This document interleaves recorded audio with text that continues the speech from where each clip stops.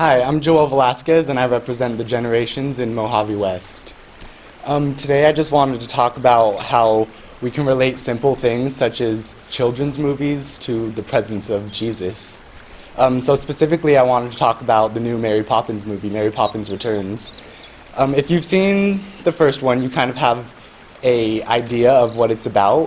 So in the second one, it still follows the Banks family, but the children are all grown up and are struggling. Mr. Banks in the movie, he has lost his wife, he's financially struggling, and they are very close to losing their home. So his children see that he's struggling, and they try to find help, any solution that they can for him. So they're out looking, and then all of a sudden this wonderful woman just appears from the sky and just floats down to them and shows them the magic that she has. And that's very similar to Jesus in a way, in that when we're not even looking or asking for his help, but we need it, he's there for us. He will come down and stand by our side throughout the whole thing.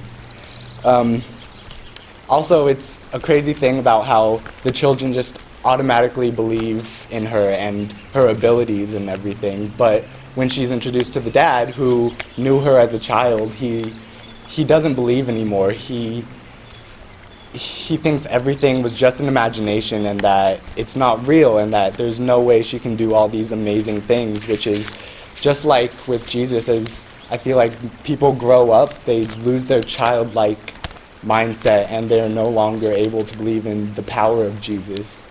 But children, on the other hand, they don't even bat an eye when it comes to it.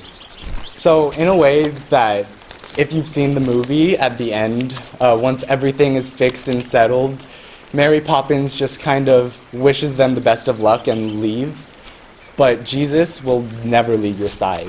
He knows that the battle is never over and that you will always need his help even if you don't see it. Another crazy thing that happens at the end of the movie is they meet this balloon lady, and she starts handing out balloons to everyone, and once you grab a balloon, you float away. And it's actually pretty interesting because she says, if your selection feels right, well then dearie, hold tight. If you see your reflection, your heart will take flight. If you pick the right string, then your heart will take wing, and there's nowhere to go but up. Now my heart is so light that I think I just might. With your head in the cloud, only laughter is allowed, and there's nowhere to go but up.